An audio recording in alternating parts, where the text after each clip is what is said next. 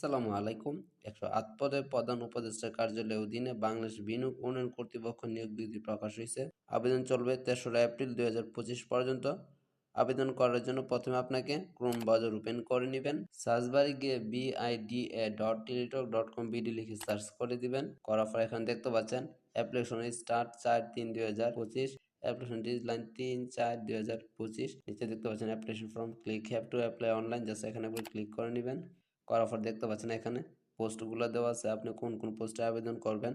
তো আমার যেহেতু শিক্ষাগত যোগ্যতা কম, এর জন্য আমি নিচের অপশনটি সিলেক্ট করে নিচ্ছি।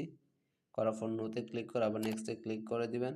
করার পর দেখতে পাচ্ছেন আপনার সামনে বড় একটি ফর্ম চলে আসছে, আপনি এক এক করে ফর্মটি ফিল আপ করে নেবেন। আমি ফর্মটি ফিল আপ করে তারপর আপনার সাথে আসছি। অলরেডি আমি ফর্মটি ফিল আপ করে নিয়েছি। কি ফিল আপ করছি এখন বলে দিচ্ছি।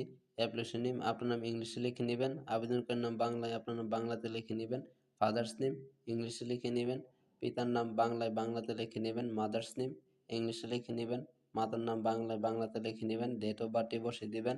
অবশ্যই আপনাকে সবগুলো ইনফরমেশন সঠিকভাবে ফিল আপ করতে হবে। নিরাপত্তার সাথে ইনফরমেশনগুলো ব্লার করা থাকবে। ন্যাশনালিটি বাংলাদেশ সিলেক্ট করেই থাকবে।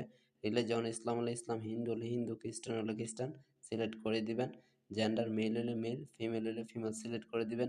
নিচে দেখতে পাচ্ছেন যে প্রার্থীকে অবশ্যই নিজের জাতীয় পরিচয়পত্র, জন্ম নিবন্ধন, পাসপোর্ট নম্বর যথাযথভাবে দিতে হবে। নিচে দেখতে পাচ্ছেন ন্যাশনাল আইডি ইয়েস করে তারপর ডান পাশে বসিয়ে দিবেন। বসানোর পর দেখতে পাচ্ছেন বার্থ রেজিস্ট্রেশন, আপনার যদি থাকলে ইয়েস করবেন, না থাকলে নোতে ক্লিক করে দিবেন। পাসপোর্ট আইডি থাকলে ইয়েস করবেন, না থাকলে নোতে ক্লিক করে দিবেন। মেরিটাল স্ট্যাটাস আপনি সিঙ্গেল হলে সিঙ্গেল সিলেক্ট করবেন, মেরিড হলে মেরিড সিলেক্ট করে দিবেন। মোবাইল নাম্বার আপনাকে মোবাইল নাম্বার এখানে বসিয়ে দিতে হবে। কনফার্ম মোবাইল নাম্বার, এই মোবাইল নাম্বারটি এখানে বসিয়ে দিবেন। ইমেল আপনি ইমেল অ্যাড্রেস দিয়ে নেবেন। কোটা আপনি কোটা থাকলে কোটা সিলেক্ট করে নেবেন। নিচে দেখতেছেন প্রেজেন্ট অ্যাড্রেস, বর্তমান ঠিকানা, কেয়ার অফ অনেকে জানেন না যে কেয়ার অফ কী দিবে। আমি প্রত্যেকটা ভিডিওতে বলে যে আপনার কেয়ার অফ আপনার পিতা নাম অথবা মাতার নাম বসিয়ে দিবেন। ভিলেজ আপনি দিয়ে নেবেন, ডিস্ট্রিক্ট সিলেক্ট করে নেবেন, উপজেলা সিলেক্ট করে নেবেন, পোস্ট অফিসটি দিয়ে নেবেন, পোস্ট কোডটি এখানে বসিয়ে দিবেন। পোস্ট কোডটি অবশ্যই আপনার এনআরির পেছনে দেওয়া আছে, জাস্ট সেখান থেকে এখানে বসিয়ে দিবেন। এই পাশে দেখতেছেন পার্মানেন্ট স্থায়ী ঠিকানা, এর উপর দেখতেছেন সেম ইজ প্রেজেন্ট অ্যাড্রেস একটি বক্স দেওয়া আছে, বক্সে ক্লিক করবেন, অটোমেটিক আপনার পার্মানেন্টটি বসে যাবে। নিচে দেখতে পাচ্ছেন শিক্ষাগত যোগ্যতা আপনাকে দাখিল করতে হবে এসএসসি, একজনের সিলেক্ট করবেন। করার পর দাখিল হলে দাখিল, এসসি হলে এসসি সিলেক্ট করে নেবেন। রোল নম্বরটি আপনি বসিয়ে দিবেন। গ্রুপ বা সাবজেক্ট আপনি কোন গ্রুপের অধীনে পরীক্ষা দিয়েছেন জাস্ট গ্রুপটি সিলেক্ট করে নেবেন। বোর্ড আপনি কোন বোর্ডের অধীনে পরীক্ষা দিয়েছেন আপনি বোর্ড সিলেক্ট করে নেবেন। Result GPA out of 5 select করুন, করার পর ডান পাশে রেজাল্টটি বসাই দিবেন। পাসিং এর আপনি পাসিং এটা দিয়ে নেবেন, আপনি কত সালে এসএসসি পাস করেছেন। নিচে দেখতে পাচ্ছেন আরও শিক্ষাগত যোগ্যতা দাখিল করার জন্য বলতেছে। আমি যেহেতু অফিস সহায়ক পদে আবেদন করবো এর জন্য এই শিক্ষাগত যোগ্যতাগুলো লাগতেছে না। আপনি অন্যান্য পোস্টে আবেদন করার জন্য অবশ্যই গ্র্যাজুয়েট যোগ্যতাগুলো আপনাকে দাখিল করতে হবে। দেখতে পাচ্ছেন যে জব এক্সপিরিয়েন্স, আপনার যদি কোনো জব এক্সপিরিয়েন্স থাকে এখানে বক্সে ক্লিক করে জব এক্সপিরিয়েন্স দিয়ে নেবেন। যেহেতু আমার কোনো জব এক্সপিরিয়েন্স নেই, এই জন্য বক্সে তুলে দিচ্ছি। নিচে দেখুন একটা ভেরিফিকেশন কোড দেওয়া আছে, হিজিবিজি কোডটা এখানে জাস্ট বসিয়ে দিবেন। অলরেডি আমার কোডটা বসানো শেষ। নিচে দেখছেন বক্স আছে, বক্সে ক্লিক করবেন, করার পর সাবমিটে ক্লিক করে দিবেন। অলরেডি দেখতে পাচ্ছেন আমি আগে যে ইনফরমেশনগুলো ফিল আপ করেছি সবগুলো ইনফরমেশন এখানে চলে এসেছে।